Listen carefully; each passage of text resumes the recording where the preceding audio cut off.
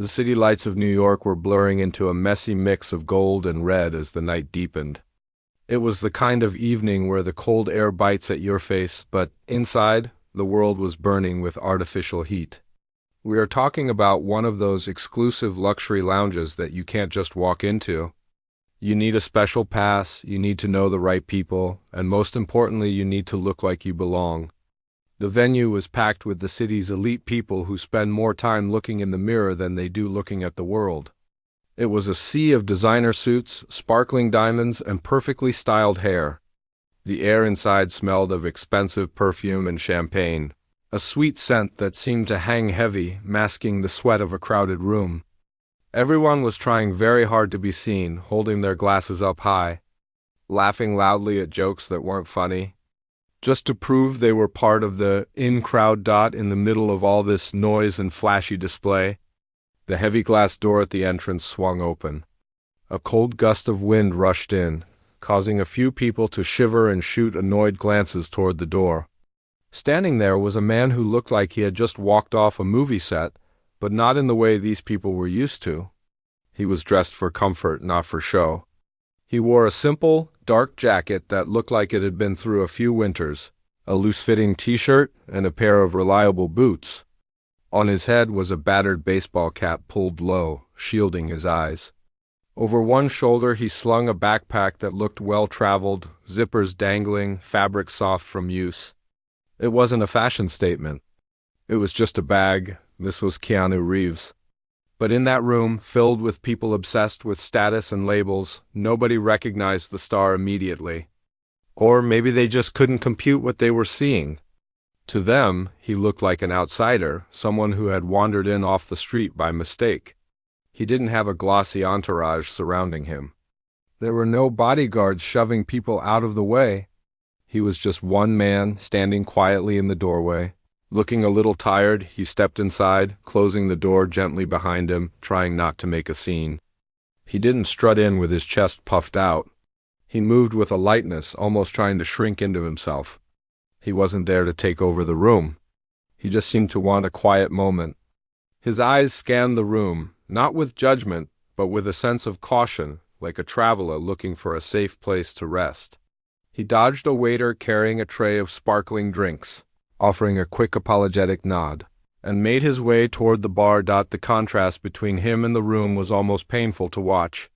The other guests were posing, their faces tight with fake smiles, constantly checking their phones or checking their reflections in the darkened windows. Keanu, on the other hand, looked completely real. His hair was slightly messy, his face unshaven, bearing the natural lines of a man who has lived through both immense joy and deep sorrow.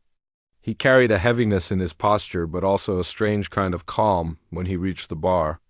The bartender was busy mixing a complicated, colorful cocktail for a woman in a glittering dress who was complaining about the ice.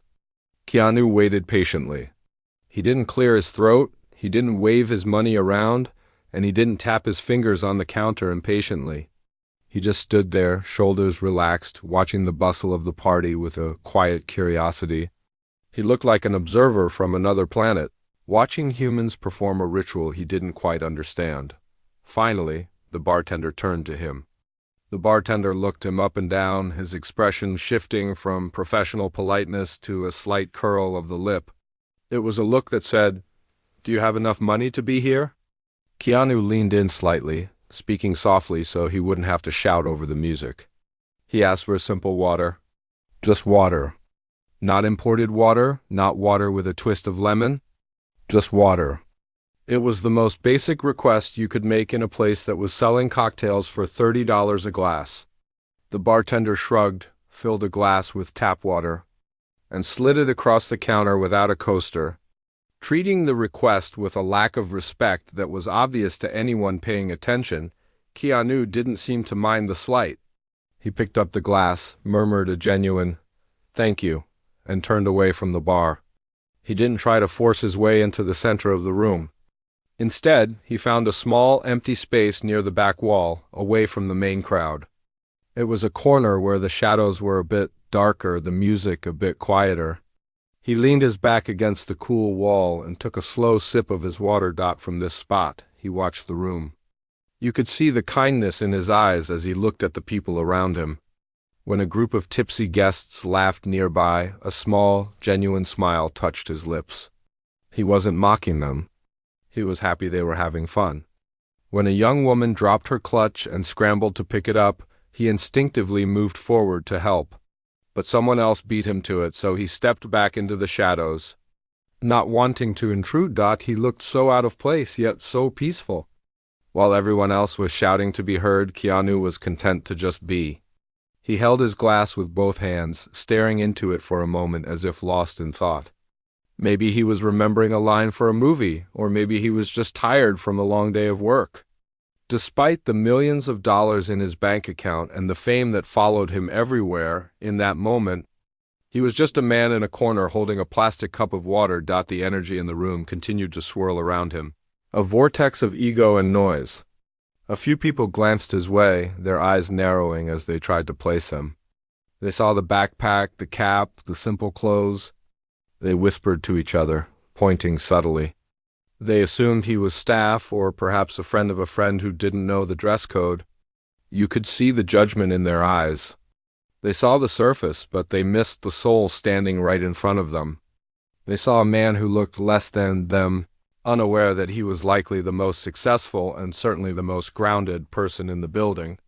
The tension was building, not because of anything Keanu was doing, but because the room didn't know how to handle someone who refused to play their game.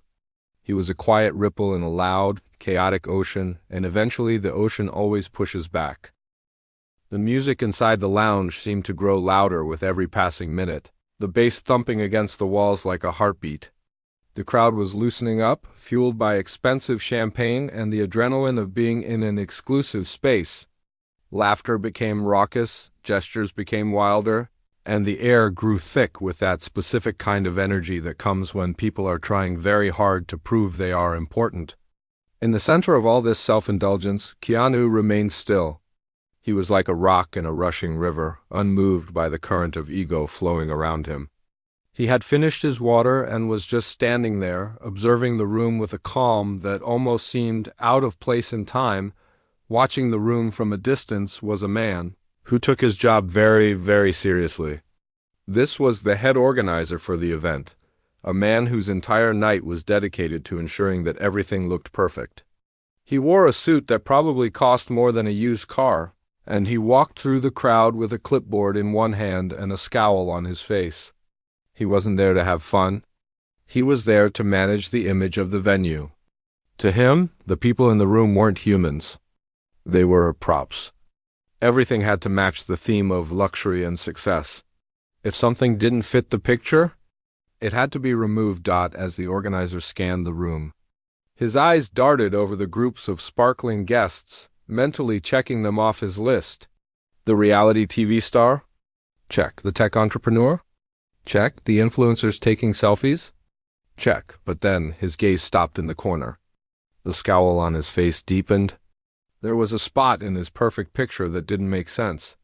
There was a man in a worn jacket standing near the wall, looking like he didn't have a care in the world, but certainly didn't look like he belonged in a venue with a 5-figure entry fee. The organizer's grip on his clipboard tightened.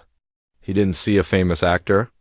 He didn't see a man who had starred in billions of dollars worth of movies. He only saw what he wanted to see, someone who looked messy. To a mind obsessed with superficial appearances, a simple baseball cap and a backpack were signs of trouble. In his view, this wasn't a guest. It was a gatecrasher. It might have been a homeless person looking for a warm place to stay, or maybe a delivery driver who got lost. It didn't matter who he actually was.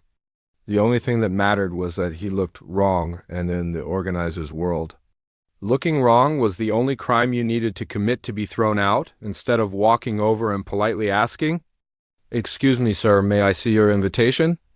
The organizer decided to make a show of it. He felt powerful. He felt like the protector of this elite sanctuary. He flagged down a large security guard who was standing near the velvet ropes. The organizer pointed an accusing finger toward the corner where Keanu was standing. He spoke rapidly into the guard's ear, his eyes darting back to Keanu with a look of disgust. You could almost hear the contempt in his voice without even hearing the words. He was framing the narrative in his head. Asterisk, there is an intruder. I'm going to save the party from him. Asterisk, the two of them began to cut a path through the crowd. The organizer walked with a stiff, aggressive posture, and the security guard lumbered behind him like a bulldozer. Guests nearby stopped their conversations to watch.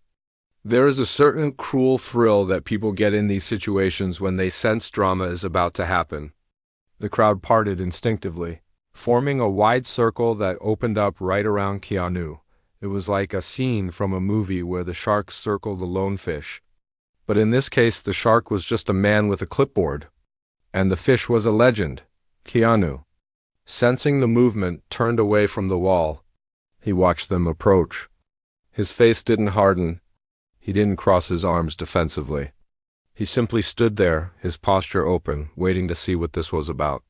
He probably thought they were coming to ask him to move for a photo op or perhaps to ask for an autograph. There was zero fear in his demeanor because he knew he hadn't done anything wrong. The organizer stopped a few feet in front of him, puffing out his chest. He didn't say hello. He didn't introduce himself. He went straight for the kill. This is a private event, the organizer snapped, his voice loud enough for the people in the back to hear. He didn't try to be discreet. He wanted the room to know that he was handling this problem. He looked Keanu up and down, sneering at the backpack. You're clearly in the wrong place. We don't allow just anyone off the street in here. The room fell into a hush. The music seemed to fade into the background as everyone turned to look. People were holding their drinks mid-air, their eyes wide with anticipation. They were waiting for the fight. They were waiting for the intruder to make a scene, to get angry, or to be dragged out kicking and screaming. It was the entertainment they hadn't paid for. Keanu looked at the man, blinking slowly. He didn't get angry.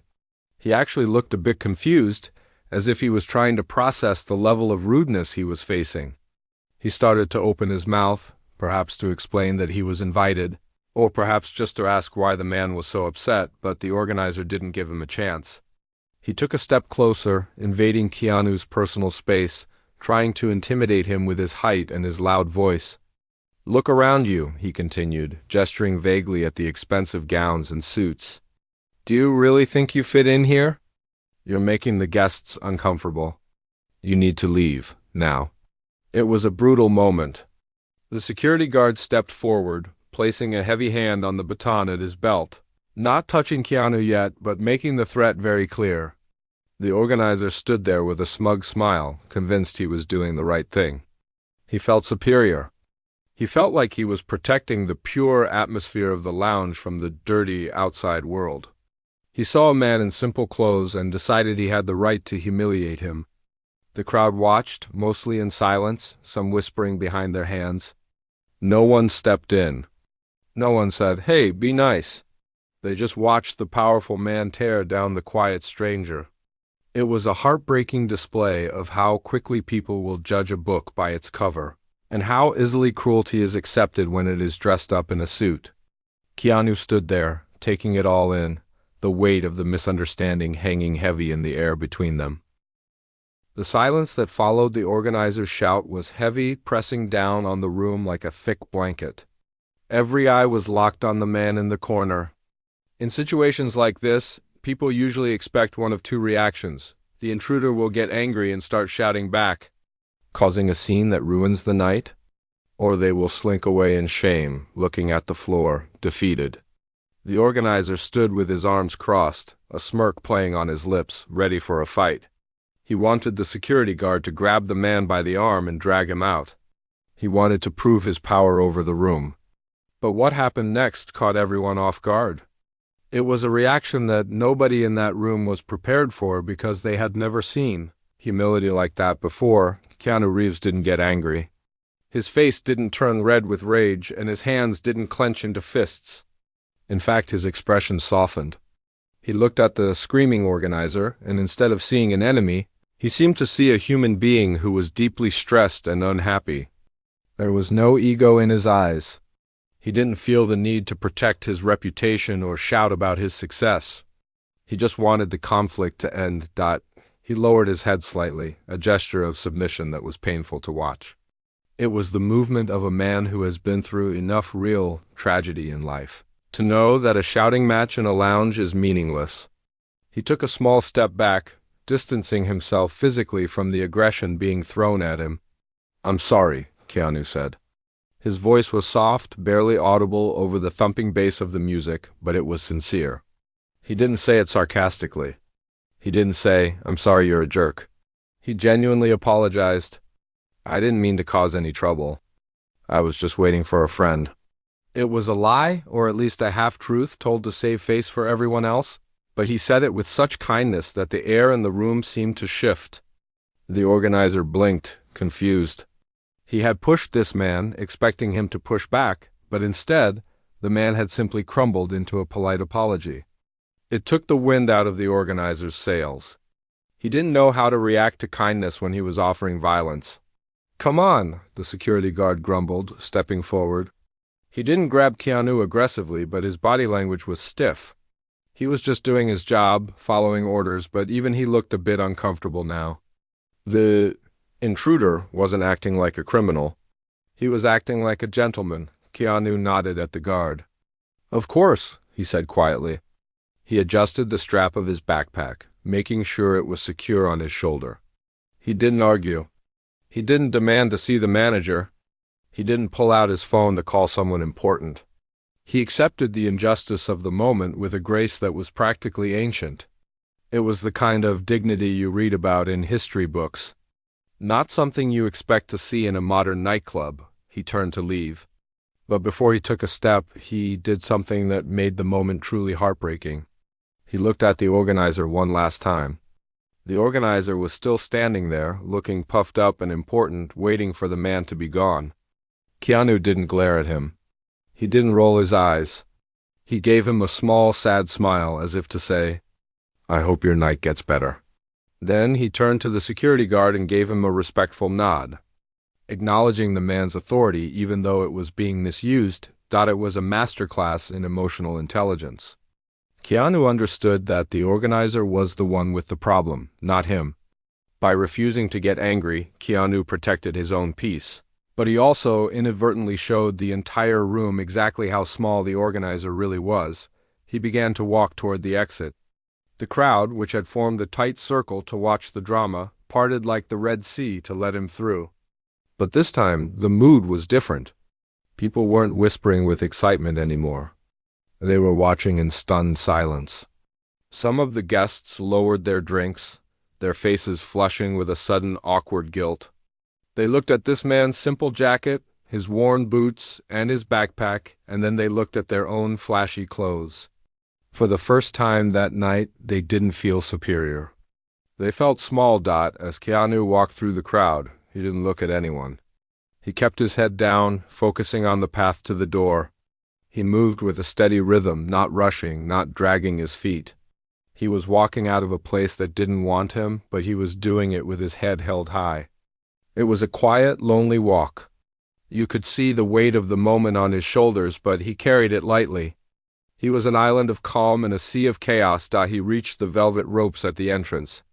The bouncer at the door, who had checked the IDs of the rich guests all night, looked at Keanu. He didn't say anything, but he watched the man pass.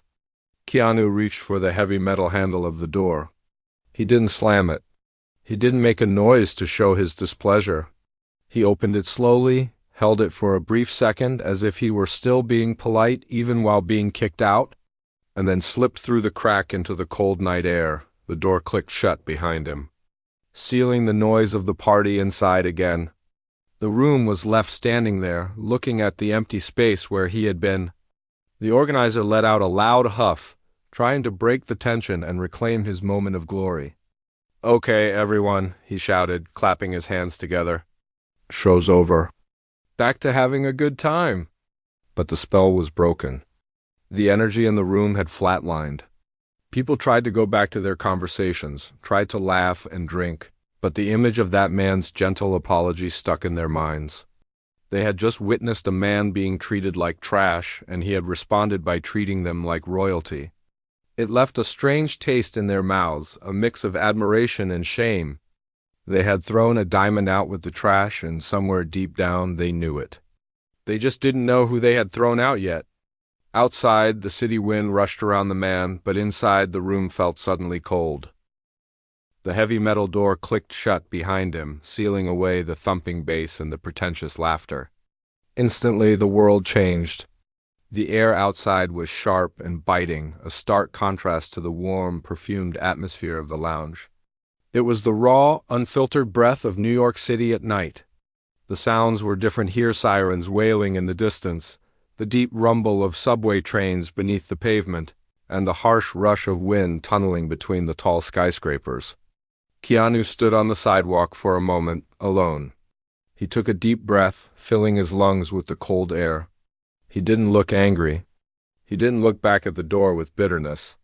He just looked like a man who was glad to be outside, away from the masks.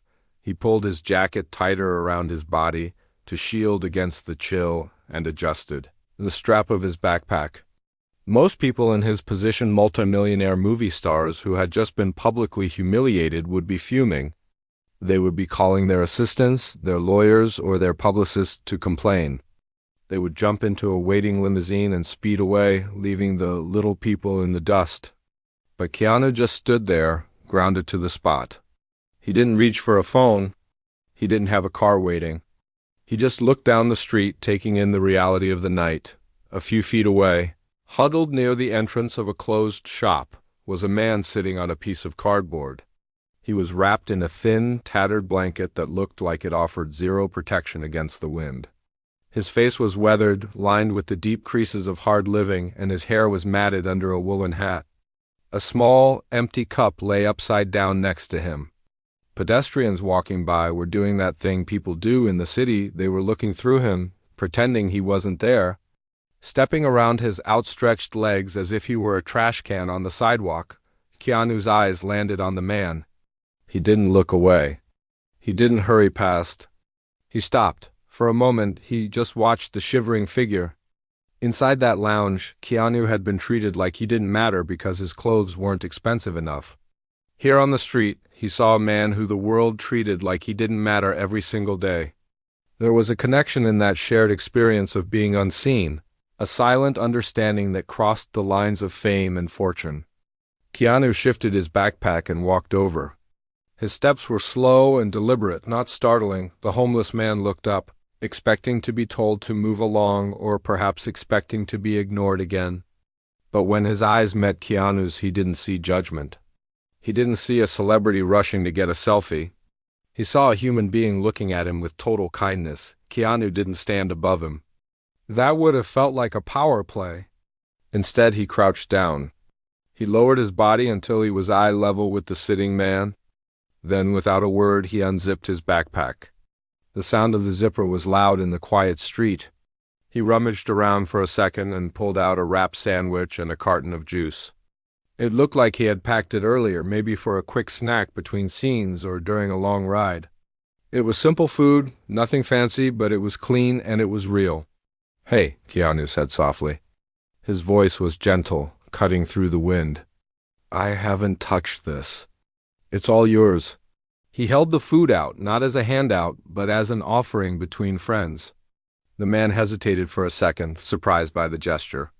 He reached out with hands that were red from the cold and took the food. He muttered a quiet, hoarse, "Thank you," his eyes widening slightly, but Keanu wasn't done. Usually, when people give to those on the street, it's a drop-and-run transaction. They throw a coin and walk away quickly to avoid the awkwardness of connection. Keanu did the opposite. He sat down, right there on the dirty sidewalk, next to the man on the cardboard. He leaned his back against the cold brick wall of the building. Unconcerned about the dirt on his pants or the cold seeping into his bones, he broke off a piece of his own granola bar he found in his pocket and began to eat. He didn't stare at the man, which would have been rude. He just looked out at the street, creating a space of comfort.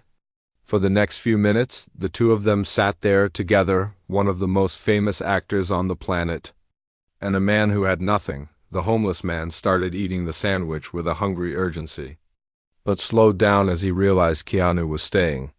He started talking. At first it was just mumbling, but Keanu listened. He nodded his head. He laughed at something the man said.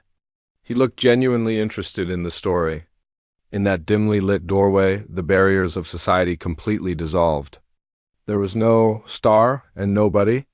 There were just two guys, taking a break from the cold, sharing a moment of peace. It was a scene of pure, unscripted humanity, while the party was raging just a few feet away on the other side of the wall, where people were drinking $1,000 bottles of champagne and ignoring their neighbors. The real party was happening here on the curb. Keanu offered the man something more valuable than money.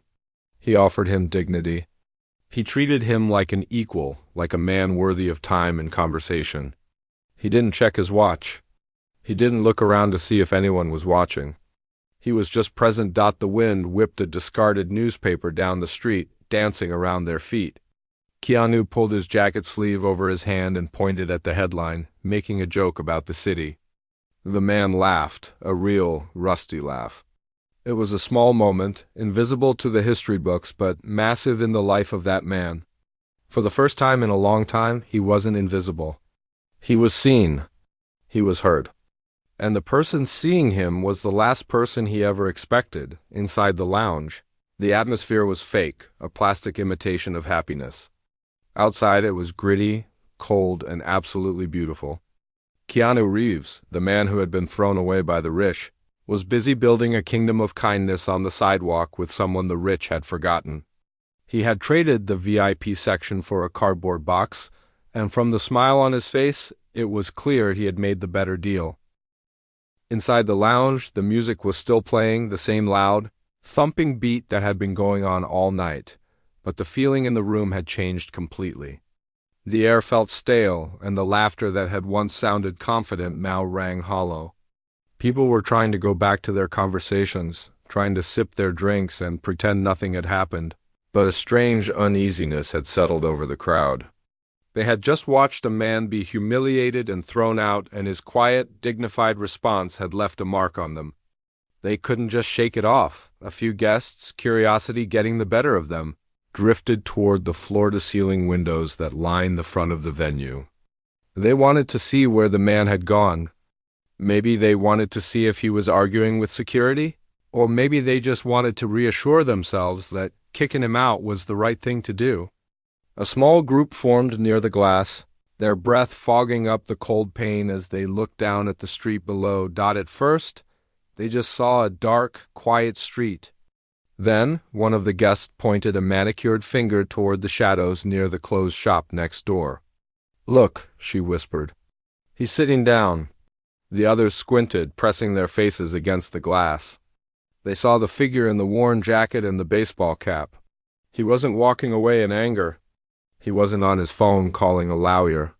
He was sitting on the dirty sidewalk. And he wasn't alone. He was sitting next to a homeless man, sharing something from his backpack. Is that a sandwich?" someone asked, confused. "Why is he doing that?" Then, the streetlights caught the man's face at just the right angle as he turned his head to laugh at something his companion said. The profile was unmistakable. The nose, the jawline, the way his hair fell out from under the cap. It was a face that had been on billboards all over the world. A face that had been in almost every living room on the planet. The realization hit the group like a physical blow. One of the men gasped, the sound escaping his throat before he could stop it. "Oh my God," he whispered, his voice trembling. "That's Keanu Reeves." The name fell into the room like a stone into a pond. Ripples of shock spread outward from the window. People who were standing near the bar turned around. The organizer, who was busy trying to look important on the other side of the room, froze when he heard the name being repeated. "Keanu Reeves? The actor? No way. Not him. Look at him. It is him." The guests rushed to the windows, pushing and shoving gently to get a look. Dozens of rich, powerful people were now pressed against the glass, staring down at the man they had rejected just minutes ago. They watched him break off a piece of a granola bar and hand it to the man on the cardboard. They saw him reach out and pat the stranger on the shoulder, a gesture of pure brotherhood. Down there on the street, he looked more real, more alive, and more human than anyone inside the gilded room. Suddenly, the lounge felt incredibly suffocating. The guests looked at each other, and then they looked down at their own expensive clothes. The woman in the diamond necklace felt a sudden heaviness around her neck. The man in the $3,000 suit felt ridiculous. They realized with a sinking, sickening feeling what they had just done. They had treated one of the most famous, most beloved actors on earth like he was garbage. They had sneered at him, judged him, and kicked him out because he didn't wear their uniform. But the true heartbreak of the moment wasn't that they had made a mistake. It was seeing how Keanu reacted to it. They realized he didn't fight back because he didn't care about their status symbols. He didn't argue because he didn't value their approval. They were in a room filled with VIPs, but the only person with any true class was sitting on the sidewalk in the dark. He had chosen the company of a homeless man over the company of the elite. That choice was a mirror being held up to their faces, and the reflection was ugly. The organizer turned pale. He stood frozen in the middle of the dance floor, his clipboard suddenly feeling very heavy in his hand. He looked at the window, then at the empty corner where Keanu had stood. The realization crashed over him. He had just kicked out John Wick. He had just bullied the guy who everyone knows as the nicest man in Hollywood. He had tried to assert power over a man who has survived unimaginable tragedy and still walks through the world with kindness. The organizer's ego, which had been so inflated just 10 minutes ago, suddenly popped. He felt small. He felt cruel. He wanted the floor to open up and swallow him whole. Nobody inside the room moved to go outside. None of them had the courage. They knew they had lost the right to speak to him. They couldn't just run out and say, "Oops, my mistake. Come back in." They couldn't undo the snobbishness. They stood there, trapped in their own luxury. Watching a masterclass in how to be a human being, they watched Keanu stand up. He dusted off his pants, a simple, automatic gesture, and shook the hand of the man he had been sitting with. It wasn't a handshake of a celebrity meeting a fan. It was a handshake of equals. The homeless man was smiling, genuinely beaming, and for that moment, he was the richest man in New York because he had just spent 10 minutes with a friend. Keanu shouldered his backpack, gave a small wave, and turned to walk down the street, disappearing into the city night. The guests slowly pulled away from the window. The party was over for them. The music was still playing, the lights were still flashing, but the magic was gone. The room felt cold and empty. They had chased away the only real thing in the building. They had seen a heart of gold and tried to lock it outside. As they stood there, sipping their now warm drinks, a heavy silence settled over the group. They realized that Keanu Reeves hadn't lost anything that night. He walked away with his dignity intact and his heart full. They, on the other hand, had to stay in that room, alone with their judgment and the memory of the man who showed them that true luxury isn't about a velvet rope or a VIP pass. True luxury is about kindness, humility, and sitting on a cold curb to make sure another human being feels seen. And that was the heartbreaking truth. They had forgotten that, and he had just reminded them in the kindest way possible.